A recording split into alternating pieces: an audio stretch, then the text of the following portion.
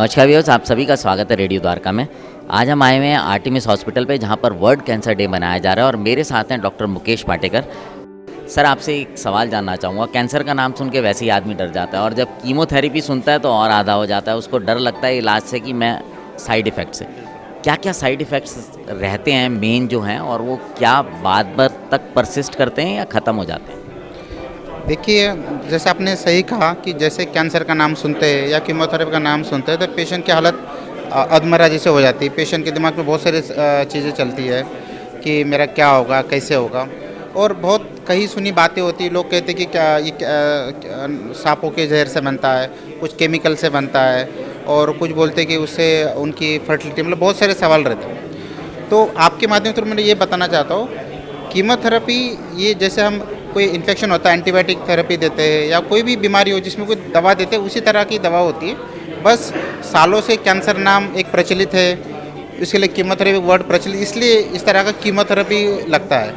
तो कीमोथेरेपी जैसे ये ग्लूकोज के बोतल में या नॉर्मल सलाइन के जो ड्रिप जैसे दिया जाता है, उसमें कोई ऑपरेशन नहीं होता है, कोई बड़ा सर्जरी नहीं होता है, कोई पेनफुल एक्सपीरियंस नहीं होता है। अब रही बात साइड इफेक्ट की, जैसे हम कोई भी दवा खाते हैं तो हर दवाई के साइड इफेक्ट होते हैं। जैसे हम गैस की दवा खाते हैं उसके भी साइड इफेक्ट होते हैं, पैरासीटामोल उसके भी साइड इफेक्ट होते हैं, तो हर दवा के होते हैं। तो कीमोथेरेपी में आपको ये कहना चाहता हूँ कि जो भी साइड इफेक्ट होते हैं, कुछ साइड इफेक्ट होते हैं जो एक्यूट बोलते हैं, जो विद इन 2 से 4 दिन के अंदर होने वाले हैं, कुछ होते हैं लॉन्ग टर्म साइड इफेक्ट। जैसे हम अर्ली साइड इफेक्ट की बात करेंगे तो जब भी कोई कीमोथेरेपी लगती है तो नोजिया, वोमिटिंग, थोड़ा मुँह में कड़वापन आना, भूख थोड़ा कम हो जाना, ये माइनर इश्यूज़ होते हैं। दूसरा एलोपेशिया होता है, बाल झड़ना, क्योंकि कैंसर की जब भी कोई दवा लगती है तो जो अपने बालों की जो जड़ें होती है थोड़ी कमज़ोर हो जाती हैं, सारे बाल कमज़ोर होकर गिर जाते हैं। तो ये नेचुरल प्रोसेस होता है, हमारे बाल बनते हैं तो टिकते हैं, गिर जाते हैं। तो कीमो से जो बाल झड़ते हैं, उसके बाद जो बाल आते हैं उसकी जड़ें मजबूत होती है और वो धीरे धीरे करके और 6 महीने 1 साल तक नॉर्मल आना चालू हो जाते हैं। नोज वोमिटिंग का हमारे पास बहुत हाईली एडवांस ड्रग्स है जिससे नोज वोमिटिंग की समस्या भी कम हो जाती है। कब्ज़ बहुत कॉमन होता है, उसके लिए हमें कब्ज़ की दवा देते ठीक हो जाता है। दूसरा साइड इफेक्ट होता है जब भी हम कीमोथेरेपी, आपने सुना कि ब्लड काउंट कम हो गया, हमें हर हफ्ते ब्लड टेस्ट करने होते हैं, इसलिए करने होते। कुछ कीमोथेरेपी हीमोग्लोबिन कम कराती है, कुछ प्लेटलेट कम कराती है, उसको हमें हर हफ्ते चेक करना होता है ड्यूरिंग कीमोथेरेपी। एंड कभी कभी जैसे लीवर हो गया, किडनी फंक्शन हो गया, उसका फंक्शन देखने के लिए हमें 15 दिन में एक बार लीवर फंक्शन, किडनी फंक्शन देखने होते हैं। तो ये अर्ली साइड इफेक्ट है। हाँ, 1% केसेस में बहुत ज़्यादा 10 लग जाते हैं, एडमिट करना होता है। किसी को बुखार आ जाता है तेज, उसको हमें भर्ती करना होता है। कभी इन्फेक्शन का रिस्क होता है, क्योंकि जब भी हम कीमो देते थोड़ी इम्यूनिटी कम हो जाती है, उसके लिए हमें पहचान करके ट्रीटमेंट करेंगे तो कोई मेजर प्रॉब्लम होती ही नहीं है।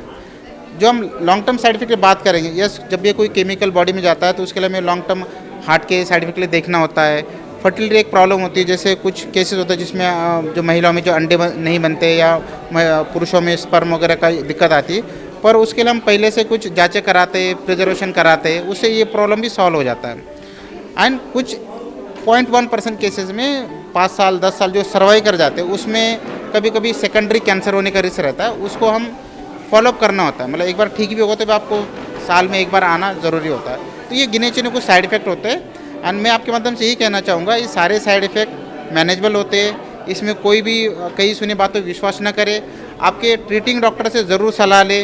जो भी आपके दिमाग में सवाल है आप बेझिझक पूछो, 10 बार चुको, क्योंकि मैंने देखा है 10-15% केसेस ऐसे हम ओपीडी में आते हैं जो ये दवाई के अनसुनी बातें सुन के वो भाग जाते हैं कि मैं एलोपैथी कर लूँ, या कोई बोलता मैं कैंसर थेरेपी करा लूँ, कोई अल्टरनेटिव कुछ नुस्खे होते हैं। एंड बाज़ार में बहुत सारे कैंसर का डर के चक्कर में ना बहुत सारे लोग गलत डिसीजन ले लेते हैं। अनफॉर्चुनेटली उनका फिर बहुत दिक्कत हो जाती है, सर्वाइव भी नहीं करते। बहुत बहुत धन्यवाद डॉक्टर मुकेश आपका।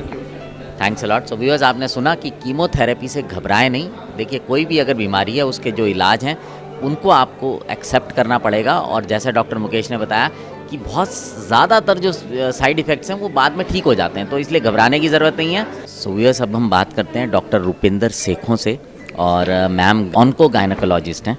मैम, अगर मैं बात करूँ वुमेन्स में कैंसर की, तो किस तरह के कैंसर्स, बहुत, एक तो ब्रेस्ट कैंसर सुनने में बहुत आता है, तो और भी क्या कैंसर्स होते हैं जो परेशान करते हैं महिलाओं को? नमस्कार, thank you very much for asking. बात ऐसे है ना, ब्रेस्ट कैंसर आजकल सबसे ज़्यादा प्रचलित है, लेकिन ब्रेस्ट कैंसर के अलावा सर्वाइकल कैंसर वो भी बहुत ज़्यादा प्रचलित है। सर्वाइकल कैंसर का मतलब बच्चेदानी के मुंह का कैंसर, और ये एक ऐसा कैंसर है जिसके अगेंस्ट वैक्सीन आ चुका है। तो अगर आप ये वैक्सीन ले लेंगे तो आपका ये कैंसर होने की संभावना बिल्कुल ख़त्म हो जाएगी।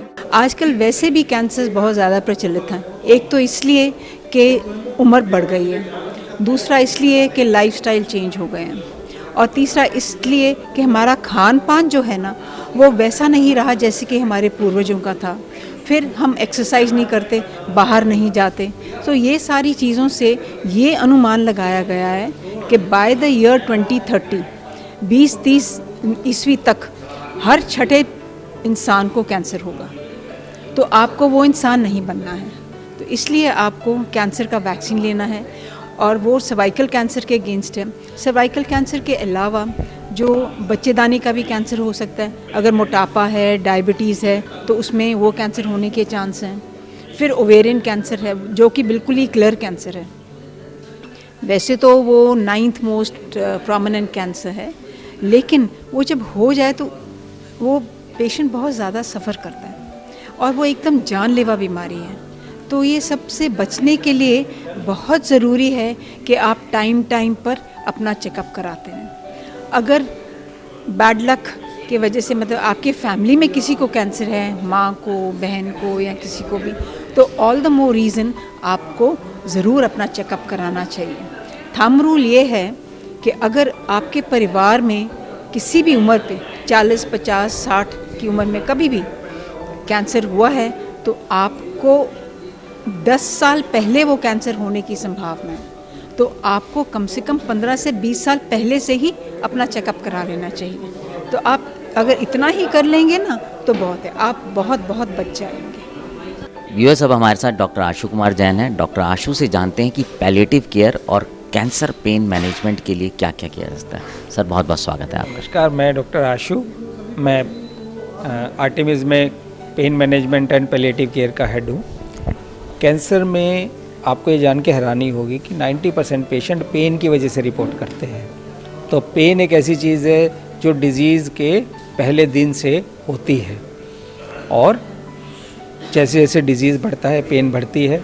और कैंसर पेन का पेशेंट्स की साइकोलॉजी पे, पेशेंट के आउटकम पे बहुत असर पड़ता है। तो हम आर्टेमिस में डे 1 से एज ए टीम काम करते हैं। जब हम ओंकोलॉजिस्ट के साथ मिलके या ओंको सर्जन के साथ मिलके डे 1 से पेशेंट की पेन मैनेजमेंट करते हैं, और जैसे जैसे डिजीज़ या तो रिकवर हो जाए, पेन ठीक हो जाएगी। अगर डिजीज़ बढ़ा और उसमें पेन बढ़ गया तो उसी हिसाब से हम उसकी पेन मैनेजमेंट करते हैं। और हमें कहते हुए बड़ा हर्ष होता है कि आर्टेमिस में हम बहुत सारी इंटरवेंशंस करते हैं कैंसर पेन के लिए, और ये दुनिया की सबसे एडवांस इंटरवेंशन है कैंसर पेन में, और मरीज़ों को बड़ा अच्छा पेन में आराम मिलता है। इसी तरह से दूसरा एस्पेक्ट है पैलिएटिव केयर। पैलिएटिव केयर का मतलब है सपोर्टिव केयर।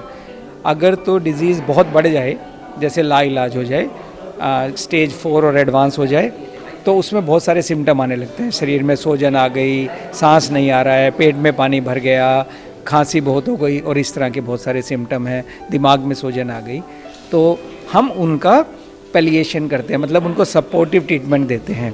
और ये बहुत इंपॉर्टेंट पार्ट है, पर्टिकुलरली जो एडवांस कैंसर पेशेंट्स होते हैं उनमें एक स्टेज में आके ट्रीटमेंट तो अब बची नहीं, तो आखिरी का जो समय है उसमें हम पैलिएटिव केयर करते हैं, और इसको एंड ऑफ लाइफ केयर और होम केयर तक एक्सटेंड करते हैं।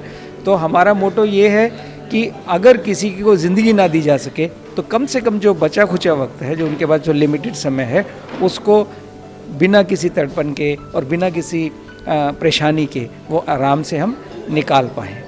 तो ये हमारा पर्पस है। व्यूअर्स, अब मेरे साथ डॉक्टर गौरव दीक्षित हैं। आइए उनसे बात करते हैं। डॉक्टर साहब, मैं आपसे एक चीज़ जानना चाहूँगा कि बोन मैरो ट्रांसप्लांट जो है वो क्या एक ट्रीटमेंट की चॉइस है, या कुछ स्टेजेस में सिर्फ यही ट्रीटमेंट है, मैंडेटरी हो जाता है? ये एक बहुत ही ज़रूरी सवाल है, और इसका आंसर दोनों ही है, क्योंकि कुछ स्टेज में कई बार ऐसा होता है कि उसके अलावा कुछ हमारे पास ऑप्शन बचता नहीं है। जैसे मैं बात करूं AML और ALL के बारे में, जो कि एक ब्लड कैंसर होते हैं, इसमें जो फर्स्ट लाइन ऑफ ट्रीटमेंट होता है वो कीमोथेरेपी से होता है। मतलब पेशेंट आएगा तो हम लोग उसको कीमोथेरेपी से ट्रीटमेंट करेंगे। कुछ पेशेंट्स में क्या होता है कि कीमोथेरेपी से अच्छा रिस्पांस नहीं आता और डिजीज़ वापस आ जाती है, अच्छे से रिस्पांस नहीं करती है। तो ऐसे केसेस में पेशेंट्स को बचाने का हमारे पास सिर्फ बोन मैरो ट्रांसप्लांट ही तरीका बचता है। तो उस केस में तो हमारे पास कोई ऑप्शन नहीं है, हमें ट्रांसप्लांट ही करना है। कई सारे अनीमियाज़ होते हैं, जैसे आपने सुना होगा थैलेसीमिया के बारे में, थैलेसीमिया, सिकल सेल अनीमिया, वो एक नॉन कैंसरस ब्लड कंडीशन होती है, वो कैंसर नहीं होता वो, तो उसमें कीमोथेरेपी काम नहीं करती, उसमें this is the treatment of choice, उसमें फर्स्ट ट्रीटमेंट ही हम बोन मैरो ट्रांसप्लांट से करते हैं। सो कैंसर में तो हम लोग कह सकते हैं कि ठीक है, कीमोथेरेपी दिया आपने, उसके साथ ऑप्शन अगर नहीं सेटल हुआ तो फिर आपने ट्रांसप्लांट किया, परंतु जो एनीमियाज़ और थैलेसीमियाज़ होते हैं उसमें this is the only treatment, first treatment. अच्छा सर, एक चीज़ बताएं, जैसे जब बीएमटी की बात होती है, बोन मैरो ट्रांसप्लांट वर्ड हो जाता है, थोड़ा सा घबराहट हो जाती है कि शरीर का कुछ प्रत्यारोपण होगा, तो एक्चुअली क्या इसमें सर्जिकल है ये, या ये नॉर्मल आराम से होने वाला कोई प्रोसीजर है? मैं सबसे पहले बात बताऊं कि मैं एक सर्जन नहीं हूं, मैं एक फिजिशियन हूं। तो जो ट्रांसप्लांट होता है वो एक सर्जरी वगैरह ऐसे कुछ नहीं होता है, इसमें एनेस्थीसिया, ऑपरेशन थिएटर, इसकी रिक्वायरमेंट नहीं होती है। So it is a medical procedure. इसमें हम लोगों का ये कई स्टेप्स में होता है, it is a step wise procedure. और उसमें पहले स्टेप में तो हम जैसे जो पेशेंट की बोन मैरो है उसको साफ़ करते हैं कुछ कीमोथेरेपी देके। सेकंड स्टेप में हम लोग जो डोनर होता है उससे स्टेम सेल निकालते हैं, जो कि एक मशीन, आमतौर पे मशीन जो होती है फेरेसिस मशीन, उससे निकालते हैं और फिर वो पेशेंट में डाल देते हैं। और उसके बाद धीरे धीरे जो डोनर के सेल्स हैं वो रिकवरी करते हैं। इस प्रोसीजर में तकरीबन 3 से 4 हफ्ते लग जाते हैं और इसमें कहीं भी ना पेशेंट को एनेस्थीसिया सर्जरी का रिस्क होता है, न ही जो डोनर डोनेट करने वाला होता है उसको होता है। जैसे हम लोगों को पता है किडनी ट्रांसप्लांट है, लीवर ट्रांसप्लांट है, उसमें एक ऑर्गन डोनेट करना पड़ता है, बट इसमें this is just like a blood donation. तो जो डोनर होता है उसको कोई रिस्क नहीं होता, it is just like blood donation. तो आपने सुना होगा जैसे प्लेटलेट डोनेशंस करते हैं लोग, प्लाज्मा डोनेशंस करते हैं, तो उसी मशीन की हेल्प से थोड़ी सेटिंग्स चेंज करके हम लोग उसके स्टेम सेल निकाल लेते हैं, उससे पेशेंट को कोई नुकसान नहीं होता, डोनर को। बहुत बहुत धन्यवाद सर आपका समय देने के लिए। सो व्यूअर्स, आपने सुना डॉक्टर गौरव दीक्षित को। अब आपसे विदा लेते हैं, जुड़े रहें हमारे साथ।